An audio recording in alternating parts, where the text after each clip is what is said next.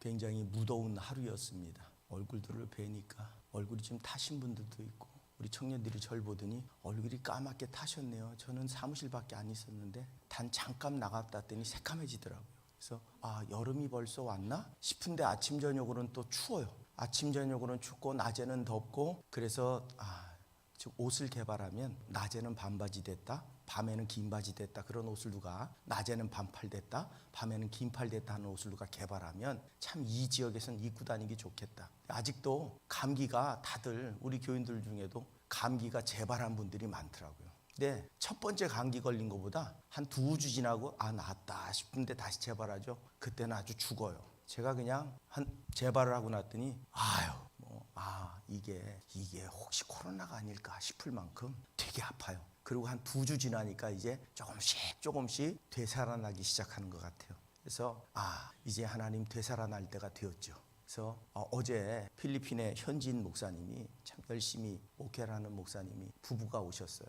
남편도 목사님, 아내도 목사님. 그래서 목사님들이 오셔서 한국인 목사님들 안내해서 이렇게 왔는데 우리 되살아나리라 저 표를 보더니 야 좋다. 되살아나리라 무척 좋다. 근데 글씨가 더 컸으면 좋겠다고 그러더라고요. 그래서 저걸 대문짝만하게 어떻게 뽑아서 붙여야 되나. 중요한 건 지금 이 시대가 되살아나는 게 문제입니다. 살아나야 되는데 우리는 지금 현재의 삶에 머물러 있는 게 아닐까. 지금 그냥 아무 문제가 없고 평탄하니까 지금이 가장 좋사오니 더도 말고 덜도 말고 오늘같이만 해주시면 내가 큰 문제가 없겠습니다. 오늘같이만 되면 안 돼요. 여러분 올해 100만 원 받는 사람한테 내년에도 100만 원만 준다 그러면 좋을 사람이 있을까요? 왜 월급을 안 올려주냐고 난리를 치지. 근데 그런 거는 오늘과 내일이 달라야 되는데 우리 신앙의 길은 오늘과 내일이 같아야 되냐고. 오늘보단 내일이 할 일이 더 많아야 되고 오늘보단 내일이 더 능력이 많아야 되고 오늘보단 내일이 하나님의 사명이 더 커야 되고 점점 가면 갈수록 얼굴이 굳어져 가면서 근데 여러분 내가 이 나이에 근데 오늘보다 내일 사명이 더 크다는 건 뭘까요? 하나님이 그만큼 건강을 주실 것이고 그만큼 내게 지혜를 주실 것이고 그만큼 내게 돕는 자를 붙여주실 거 아니에요. 오늘보다 내일이 나아져야 되는 이유는 하나님께서 우리에게 주신 사명을 감당하기 위해 내게 채워주실 복이 많다는 걸 의미합니다. 저를 잘 아는 목사님하고 사모님이 그러더라고요. 제가 요즘 이제 고민하는 문제를 얘기했더니 딱 한마디로 정의하더라고요. 일 벌리지 말아요. 지금 나이가 한갑인데 무슨 일을 지금 벌리려고 해서 일을 벌릴 수 있는 데까지 내가 살아있는 날, 내가 일을 벌리지 못하는 날은 이제 끝나는 날이다. 항상 사건을 치고 돌아다녀야 그게 건강한 거예요. 우리 삶에 사건이 없으면 건강하지 않은 거예요. 이제는 무기력해지는 거예요. 여러분 부부싸움도 연세 드셔도 하세요. 아직까지는 싸울 힘이 있어야 되는 거야. 누가 이기든 머리끄댕이를 잡고 싸우든 어쨌든 싸워야 힘도 생기는 거예요. 소닥 보듯이. 그러거나 말고 이러면 아무 의미가 없어요. 제발 싸우세요. 이러면 안 되는구나. 교인들 보고 부부싸움 하라니. 근데 그냥 적당히 싸우세요. 힘이 있어야 싸움도 하는 거예요. 힘 없으면 싸움도 안 돼요. 그러니까 우리가 부부 사이가 좋다는 건 때로는 부부가 아직 갈등하고 있다는 건 아직 싸우고 있다는 그래도 부부 사이가 좋은 거예요. 나쁜 건 뭐예요? 너고 나는 나다. 무관심이 사랑의 반대말입니다.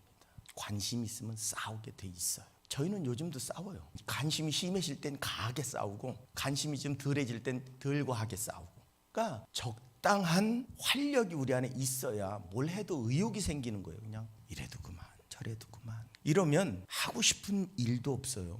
여러분 초대교회가 놀랍도록 부흥합니다. 근데 상황이 좋아서 부흥한 건 아니에요. 그렇지 않아요? 가장 안 좋은 때 가장 부흥을 이뤘습니다. 한국교회도 여러분 가장 안 좋은 때 한국교회 부흥이 시작됐어요. 가장 힘들고 가장 어려울 때 선교사가 난 정말 선교를 실패했다고 고백하는 그때 한국교회 부흥이 시작됐어요. 그러니까 가장 최악일 때 가장 새로운 역사를 만들어낼 기회가 우리에게 생길 수 있다는 사실입니다. 초대교회는 하나님께서 놀랍도록 부흥시킨 교회입니다. 건물이 좋아서도 아니고 프로그램이 있어서도 아니고 사람이 많아서도 아닙니다.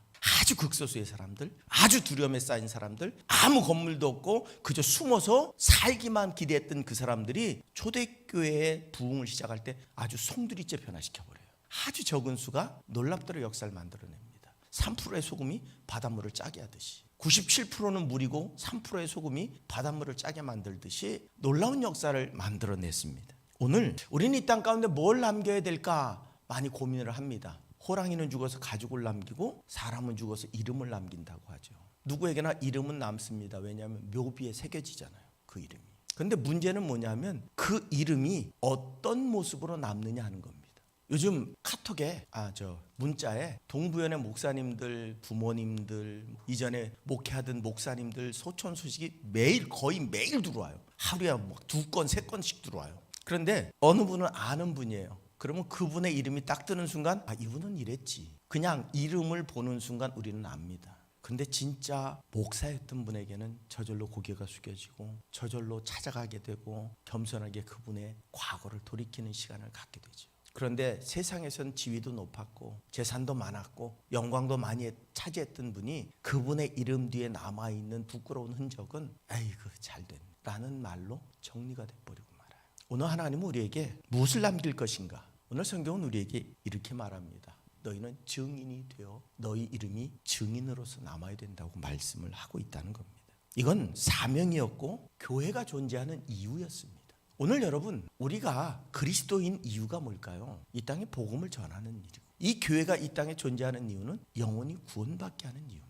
그게 우리에게 주신 하나님의 사명이고 하나님이 교회를 세우신 이유입니다. 다른 게 없어요. 하나님이 우리를 부르실 때 초대교회 성도들이 예수를 믿기 위해 모였을 때 여러분 돈 벌기 위해 모인 사람도 없고 부경을 누리기 위해 모인 사람도 없고 성공하기 위해 모인 사람도 없습니다. 구원받기 위해 모여서 그 죽음의 길을, 그 어둠의 길을, 그 공포의 길을 열심히 걸어갔을 뿐이에요. 그리고 하나님은 그들을 통해서 구원의 복음이 증거되는 거룩한 역사를 만들어내셨습니다. 힘 있는 자들도 아닙니다. 어부들이고 가난한 자이고 힘없는 자들을 통해서 하나님이 이 땅 가운데 구원의 복음을 선포하셨습니다. 우리가 얼마나 배웠는지 권력 있는지 힘 있는지 아무 상관이 없습니다. 우리가 어느 지역에 있는지 아무 상관이 없습니다. 하나님께서는 이곳에도 하나님의 구원의 역사를 125년 전부터 이루어 가셨다는 사실입니다.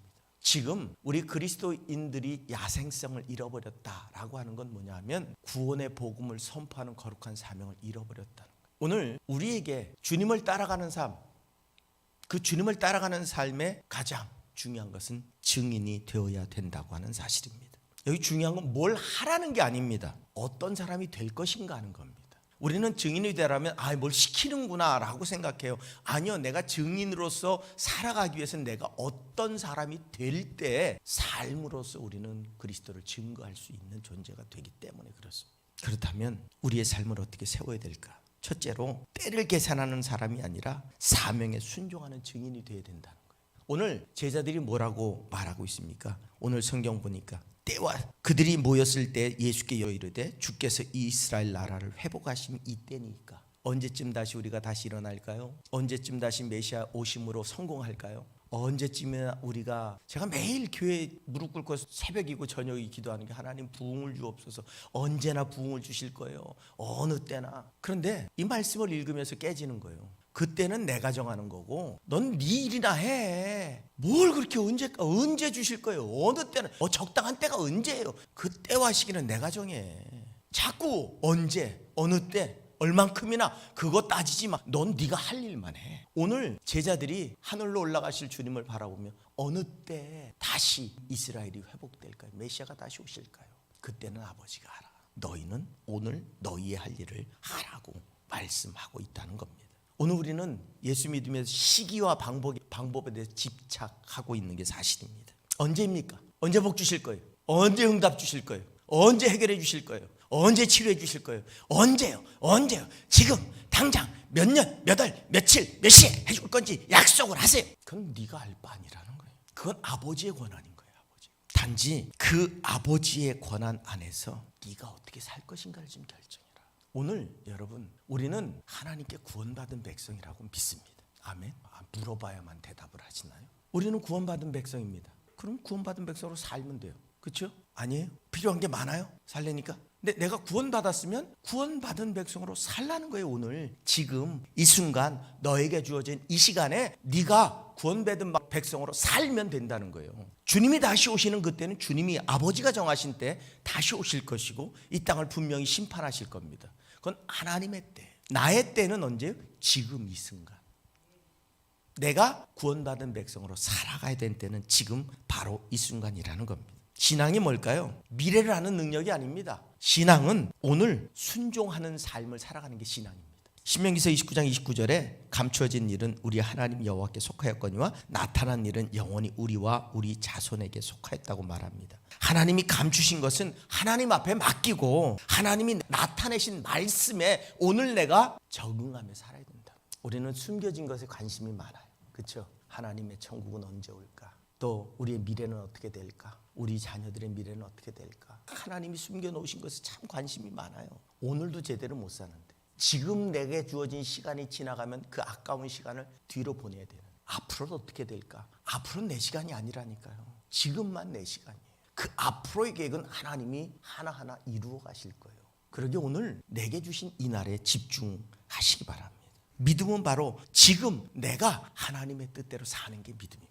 노아를 보십시오. 언제, 몇 년, 몇 월, 며칠, 몇 시에 홍수가 내릴 거야. 그러니까 그때까지 배를 준비해. 이렇게 말씀하신 게 아니에요. 그냥 배를 지으래요. 언젠지도 모르고 어느 때인지도 모르고 그냥 짓는 거예요. 짓는 거. 배를 계속 짓는 거예요. 아무 생각 없이. 사람들이 조롱을 하건 비웃든 상관없이 짓는 거예요. 아브라함을 보십시오. 너 본토 친척 아버지 집 떠나라니까 떠난 거예요. 갈 바를 알지도 못하고 떠났대요. 그냥 떠난 거예요. 언제 어느 때 언제 도착할지도 모르고 그냥 간 거예요. 간 거. 그러다 봤더니 하나님의 때 도착하게 만드시고 하나님의 때 아브라함 보지도 못했어요. 이삭 겨우 하나 낳아놓고 안달복달하다가 죽었어요. 근데 400~500년이 지난 후에 그의 자손들이 나라를 그 땅에 하나님의 약속을 이루시는 역사를 눈에 보지도 못했어요. 근데 그날 믿음 안에서 순종하며 말씀을 따라 살아갔더니 하나님은 그 약속을 내 때가 아니라 내 다음 아들 때가 아니라 손자 때가 아니라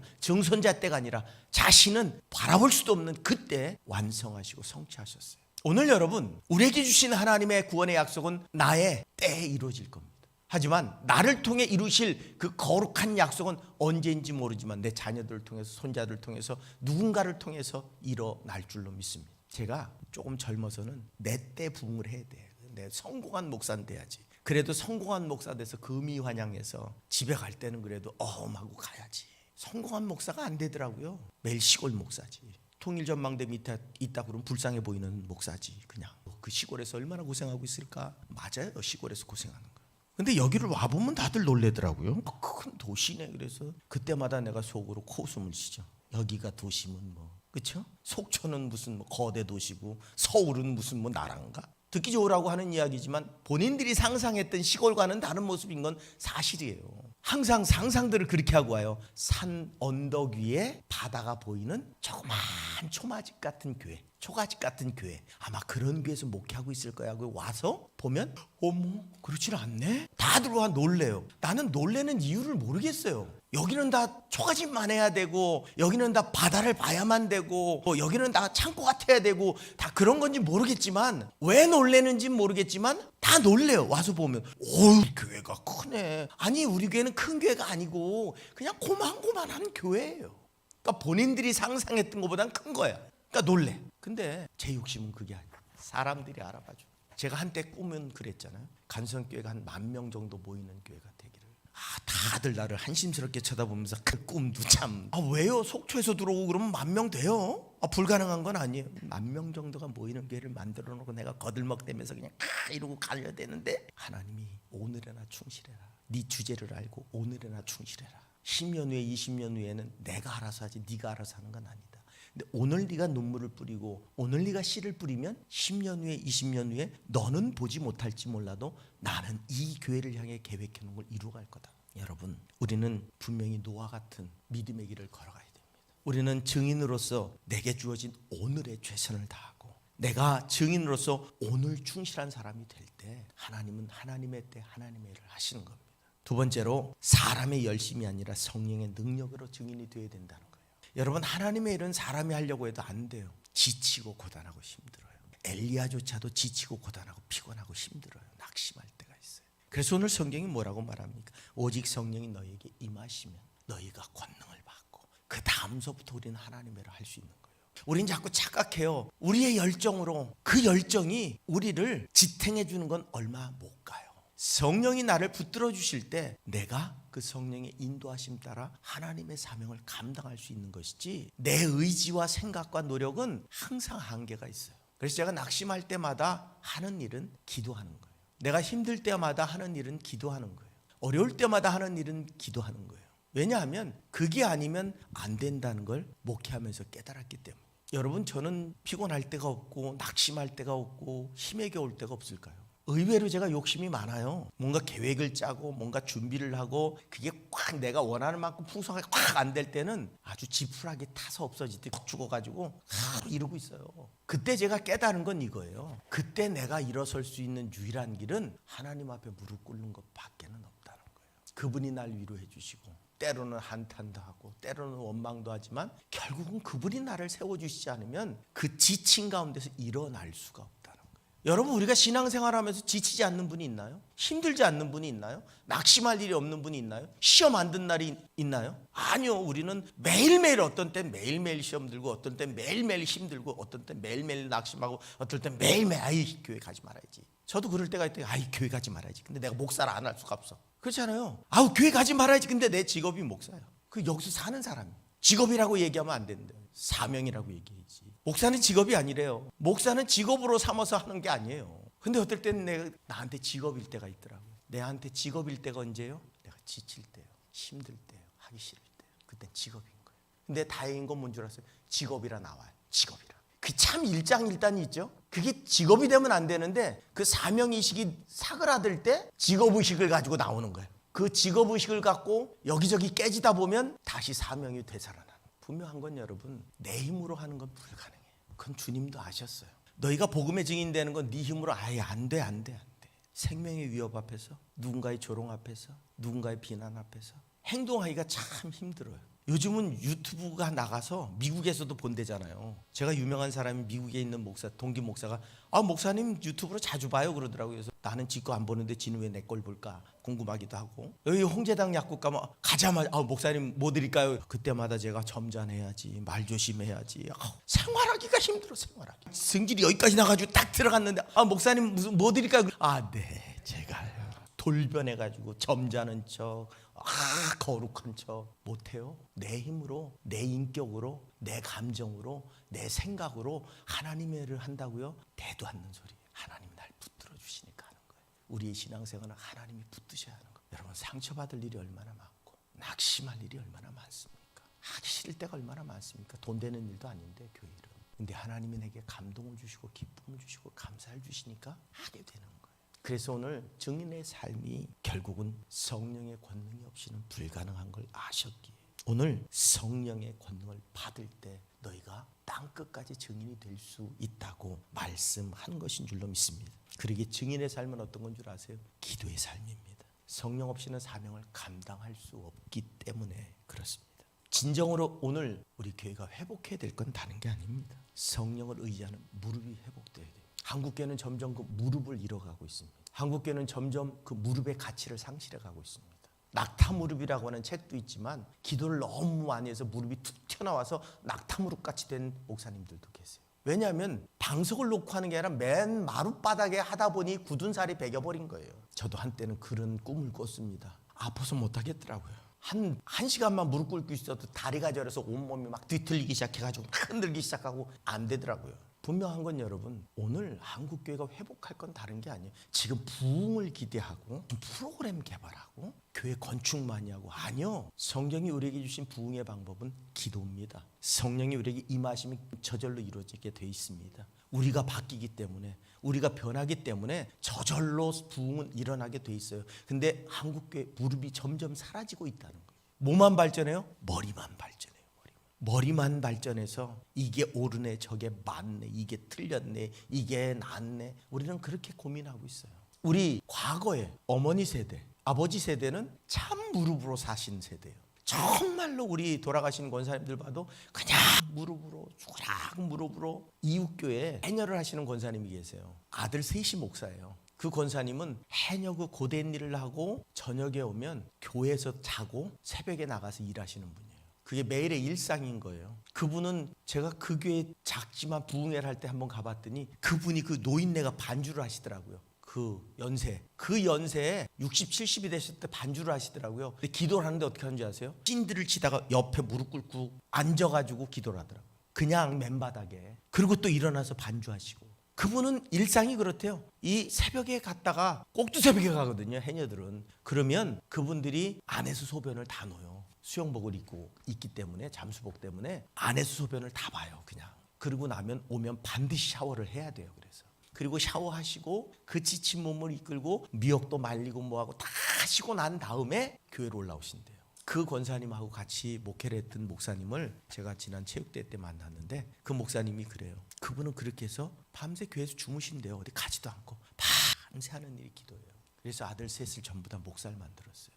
그러니까 우리의 어른 세대들은 그렇게 하나님 앞에 매달렸어요. 똑똑해서도 아니고 많이 배워서도 아니고 잘나서도 아니고 그렇게 하나님 앞에 무릎 꿇음으로 그분들이 하나님께로부터는 능력으로 매일매일을 살아갔던 거예요. 그게 오늘 한국교회를 만들어냈습니다.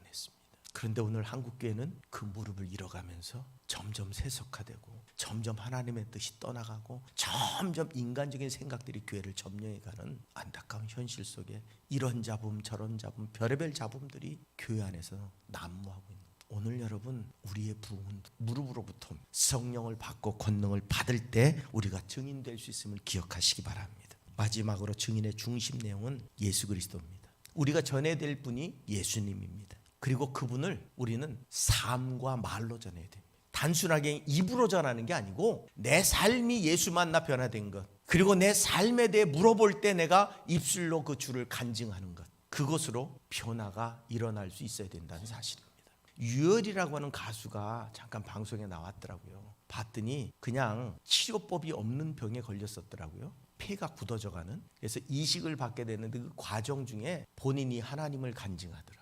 그 아내와 딸이 얼마나 하나님 앞에 기도하고 새벽부터 나가서 하나님 앞에 부르짖어 기도하고 그 과정 속에 죽었다라고 생각할 수 있는 과정, 마지막 유언까지 써놨대요. 그런데 그때 하나님의 때에 하나님께서 정확하게 그에게 살아날 기회를 주시더래요. 일반 방송이니까 하나님이라고도 표현 못하지만 그 하나님에 대한 간증이 분명하게 드러나는 고백을 하더라고요.